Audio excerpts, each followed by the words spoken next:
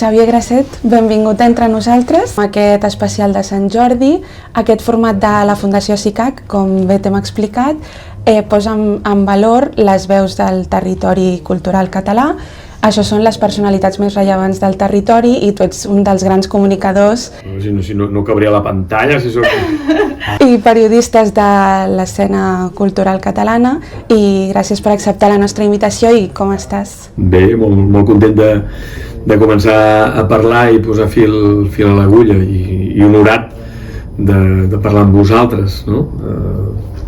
Content de poder compartir uns minuts amb vosaltres. Doncs escolta, si et sembla, entrem una mica en matèria amb una pregunta molt abstracta però molt relacionada amb el títol del llibre.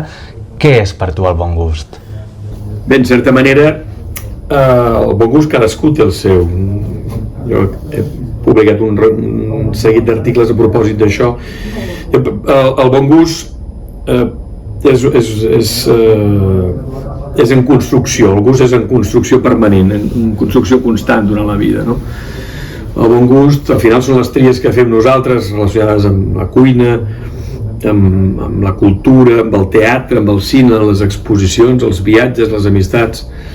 Per mi, cadascú construeix el seu bon gust, el seu gust, a base d'experiències, no? Allò que no t'acaba agradant ho descartes i allò que t'estimula, doncs, tires endavant. Per mi, segurament, el bon gust passaria per tot allò que alimenti la meva curiositat, que em faci descobrir nous mons o espais de coneixement en els quals jo no he entrat o vull poder seguir aprofundint, no? Tot allò que em remou, sigui del passat, però que em faci pensar en el futur, doncs això formarà part del meu interès i per tant alimentarà el meu bon gust.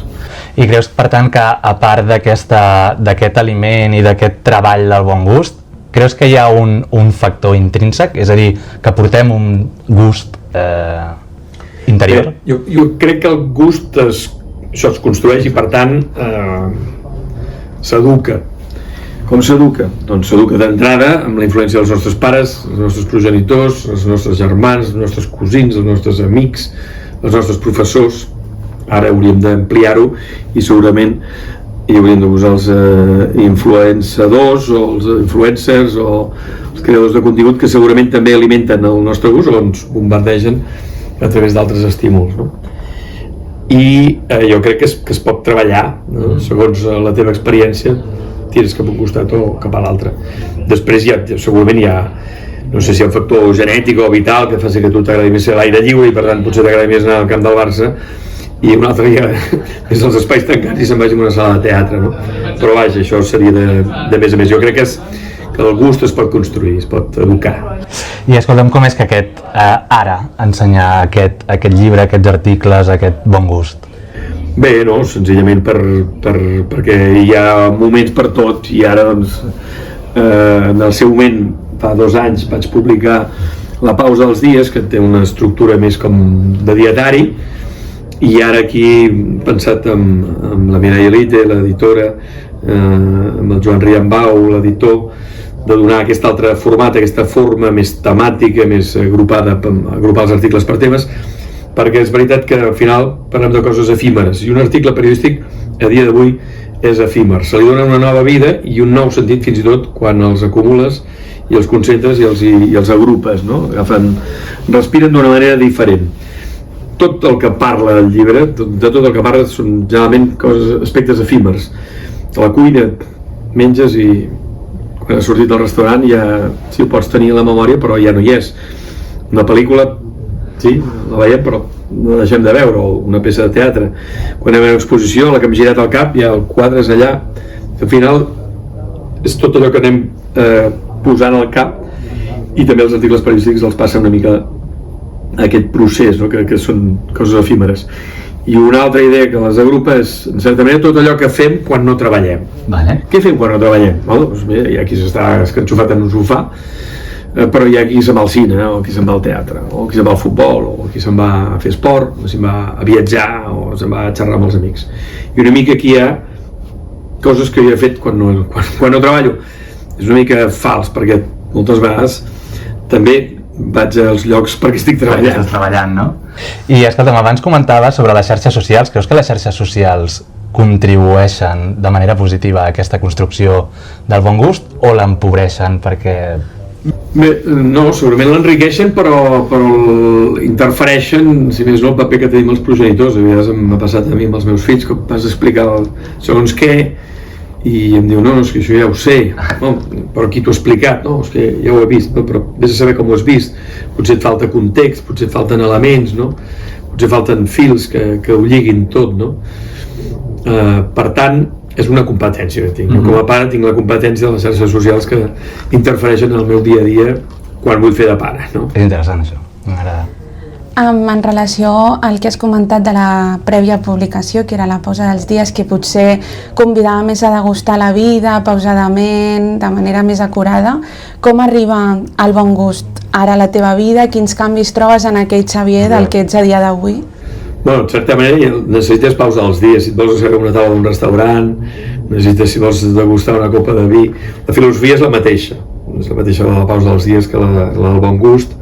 El que sí arriba aquí és un neguit sobre què és el que acaba definint el gust, no? Perquè hi ha gent que es pot sentir més atreta per un restaurant que té unes fotografies allà molt cridaneres, amb una tipografia que dius quin cos de lletra han agafat aquesta gent, amb una foto d'una gamba ben vermella, i al costat hi ha un altre restaurant de paret blanca, d'una fina línia blava, absolutament mediterrani, diries, un blau grec, com si fos l'Ulisses, la portada d'Ulisses de Joyce, i dius, què fa que un entri en una porta i l'altre entri de l'altra, no?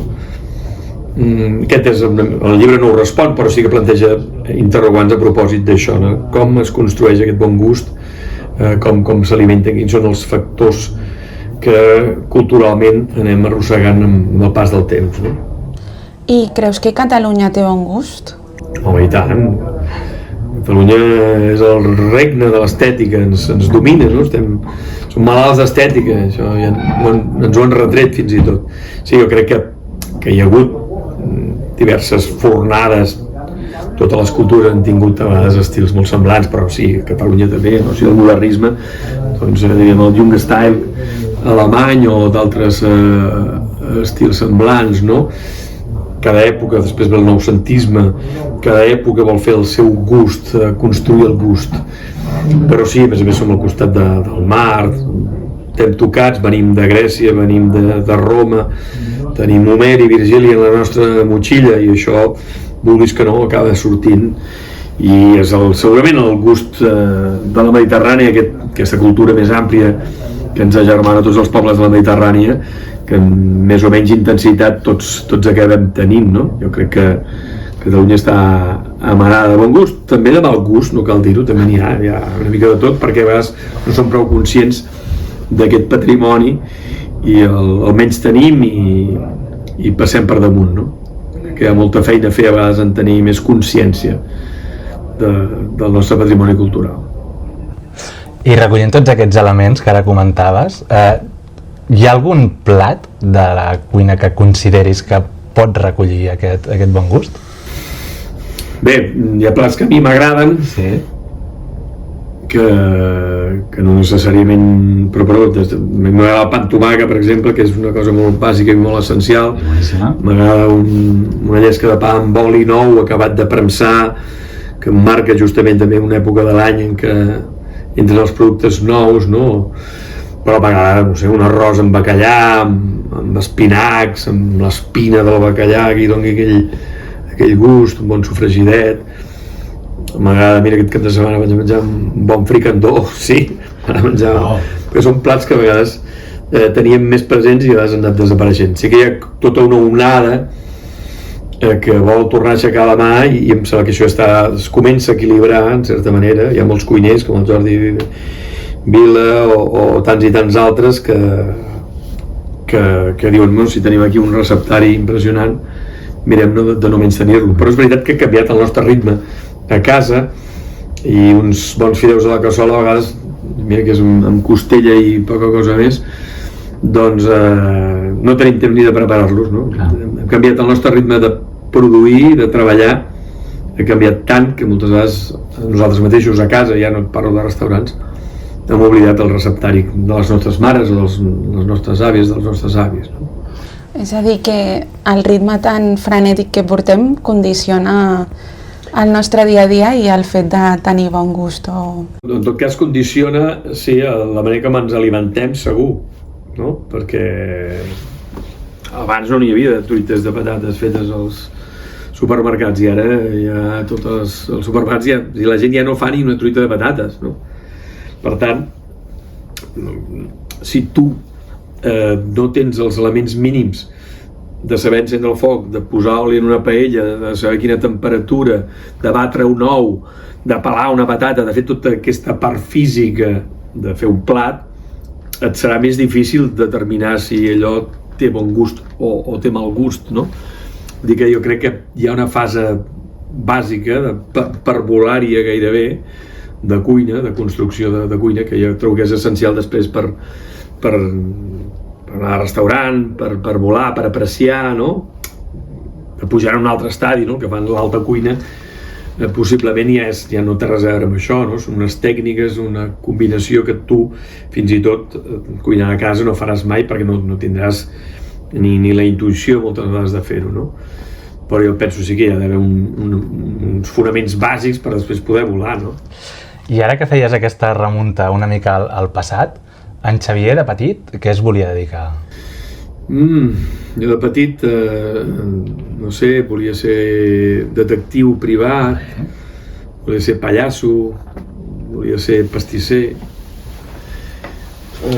coses que començaven per P, pagès, periodista.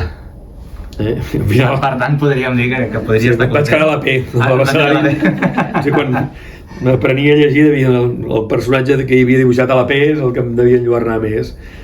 I una mica pallasso ho soc, periodista també, pagès, m'agrada molt treballar a la terra també, pastisser no, perquè és una fase de cuina més elaborada, més matemàtica fins i tot, perquè les postres no se'm donen tan bé, però m'he quedat en la fase prèvia a passar a ser pastisser. Molt bé. Quin és el teu plat estrella? No, una mica passaria per això, pels arrossos, pels fideus, un bon rossejat de fideus, fent un fumet de peix, i després, no sé, la rajada amb fesols, que és un peix, justament ara que parlàvem de quan era petit, molt d'imaginari molt infantil, perquè té cartílags més que espines i llavors es menja molt bé i no n'hi ha sempre. La rajada m'agrada molt, feta amb uns fesolets, amb un romesquet de fesols, m'encanta, torna beneït. Però també això, ja que parlem de peix fregit, unes palalles, unes molles, uns llucets, amb una mica de pa de tomàquet, amb això som feliços. Bueno, remuntant una mica al panorama actual, com veus la Catalunya d'avui i com veus la Catalunya que serà en un futur? Doncs una mica, durant els anys dels processos parlava molt de hàmster, doncs bé, jo crec que ara, sí, el hàmster, la roda torna a ser allà mateix. No sé si tornem a estar en la fase dels catalans emprenyats, perquè una mica els problemes que van acabar esclatant el 2017 o que formaven part d'aquest emprenyament general no s'han corregit. Tenim una Catalunya que ha crescut molt, també en habitants, no? En població, i els serveis s'han quedat estrets, s'han quedat adaptats. Anem cap a una Catalunya de 8-10 milions i els serveis encara són poc més dels de 6, no? I això fa que l'escola se'n ressenteixi, que se'n ressenteixin el sistema de salut, que és que tenim un sistema de salut fantàstic, no sé si copiat de Cuba o d'on, però el conseller Ramon Espasa en el seu moment, en el primer govern de la Generalitat, amb el vistiplau de tots plegats, van optar per un model que és l'enveja de tota Europa i que ho ha de seguir sent, però pateix, aquest model pateix l'educació, pateix la salut, pateix la mobilitat, no? Problemes de rodalies i de temps que estan pitjor que no estaven. Per tant, veig en aquests problemes del dia a dia que això és com una trava perquè el país pugui volar i pugui anar més enllà, no? És essencial que tots aquests serveis es corregeixin, s'adaptin, s'adequin, perquè sense això costa molt de tirar endavant. però jo sóc una persona sempre esperançada que les coses necessàriament només poden ser millor, tot i que costi moltes vegades, no? Reculem. I quins creus que són els elements que tenim a Catalunya que ens poden fer prendre aquesta volada i fer-nos sentir orgullosos de tot el que tenim i també poder-ho ensenyar i mostrar? No, senzillament, si es corregeix la relació amb l'Estat, si es canvia el model de finançament, si tots aquests diners realment que produïm i generen a Catalunya acaben revertint dins de tots aquests serveis, mestres, metges, policies, la seguretat, l'habitatge, no? Un gran problema, doncs després podem estar més orgullosos de compartir el talent, l'enginy, la innovació, la recerca biomèdica que és puntera, els arquitectes que tenim, els artistes que tenim. Som un país amb un gran exèrcit de cuiners que també pot sortir al món a explicar què és un seure a taula. Som un país d'acollida, receptor de turisme, vull dir que tenim moltes fortaleses, un país industrial al mateix temps, innovador, tenim moltes eines per afrontar el futur. Quin seria per tu el teu Sant Jordi ideal? Sant Jordi, tots els Sant Jordis. Tots els Sant Jordis són ideals, no? Són fantàstics. Sant Jordi és una diada fantàstica, especialment perquè és una jornada laborable i això fa que molta gent surti unes hores de la feina o acabi abans o faci un esmorzar una mica més llarg per ser al carrer i viure aquest ambient que dius, és laborable però hi ha un ambient festiu, no? Per tant, ets defensor de que el Sant Jordi ha de continuar sent laborable? Sí, crec que és aquest plus. Fer-lo festiu seria matar-lo. Clar. Jo crec que sí, que és una de les seves gràcies és un dia en què un sector, el sector editorial, ocupa els carrers, no? Poques vegades passa això. I que tothom s'aboca, no s'interessa pels llibres. És una festa fantàstica que ens representa com a catalans, que ens ha de ser senyera, no? Que ha de ser mirall, no? I que és única al món. O sigui que hi ha fires literaris, però no té res a veure que tota una jornada, tot un país estigui centrat i abocat a sortir al carrer per trobar el seu llibre, el seu poemari, la seva novel·la, el suport llibre per tenir entre les mans, no? Això és fantàstic. I en recordes algun amb especial carinyo? Pensa que he sigut corresponsal a Madrid també i allà sempre s'intenta portar i exportar. La Generalitat sempre ha volgut exportar i que ens agrada tant aquesta festa que tot el món la sàpiga, no? Sàpiga com és. Però no acaba de funcionar mai fora de Catalunya o mai amb la intensitat amb la que funciona aquí, clar, és inversemblant. Però vaja, tots, no sé, ara em poses contra les cordes i no sé, segur algun Sant Jordi que hagi regalat moltes roses i molts llibres, tots. Tots tenen aquest punt especial, no? Ara fa unes setmanes o uns mesos, no, unes setmanes, vas presentar la Nit de les Lletres Catalanes i recordo que cap al tancament reivindicaves que no només Nadal, sinó que molts festius o els festius més importants del país es mereixien tenir uns versos. N'hi adjudicaries algun a Sant Jordi? El Sant Jordi està farcit de versos, no? I especialment hi ha un autor que és Jordi de Sant Jordi, que té un pensament molt divertit en un dels seus poemes a propòsit de què és, ja que és una jornada d'amor, la de Sant Jordi, què és el que domina quan ens agrada algú, o sigui, la mirada, el cor o el pensament. Si m'ha traït comunicació no verbal, dic que el cor el tinc aquí. Vull dir que els amors també tenen una part de passional però també de racional, no? I hi ha aquest combat, no? Entre la mirada, entre el cor, entre la raó, entre el pensament, no? I vull dir que hi ha Jordi de Sant Jordi mateix hauria de ser el poema. Ara aquest no el tinc aquí, però si vols te'l busco i te'l recito. Un cor gentil m'han enamorat, lo cor, els ulls i mon fin pensament, que nit i jorn n'estan en gran debat. Qui l'amarà d'ells tres primerament? I molt fort a cadascun d'ell encès que no m'hi vaig saber remeiar. I veig com en quin joc ella ha fet que els meus cors no podrà suportar. Diuen els ulls que no hi ha cap debat i aquells foren els primers en triar i que son alt la volgueren mai que res, car m'han tenit els convé despertar, al llit ploraran per desig que els en ve d'ella ser que fa viure i morir, i per això en gran raó perquè no vol que al món res el pugui contradir. Ho deixaríem aquí. També parla el cor, que diu, cert que els ulls saben molt bé que en el començament ha volgut ferir, però el cor també reivindica. I el pensament diu que si Déu lo guard, els ulls i el cor no podran sostenir cap bon dret que ell acabi aplicant. És una versió en format medieval i que, però bueno, més o menys ens estableix aquest joc entre cor i mirada i raó. Per anar acabant una mica, amb quin escriptor aniries a sopar, a fer una copa i per què? Bueno, molts. Màrius Serra m'hi uneix una bona amistat i segur que ens ho passaríem molt bé.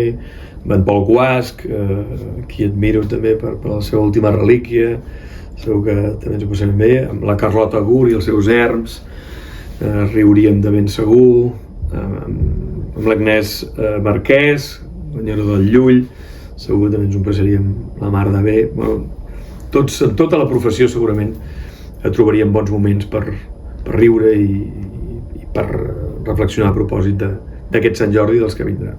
Doncs moltes gràcies per haver-nos ofert el teu temps i et desitgem un molt bon Sant Jordi i esperem retrobar-nos aviat. Exacte. Moltes gràcies, enhorabona per la bona feina que feu de buscar, de gratar i d'anar compilant, d'anar buscant veus del nostre país. Moltes gràcies i gràcies per tenir-m'hi present. Gràcies a tu, Xavier. Bon Sant Jordi.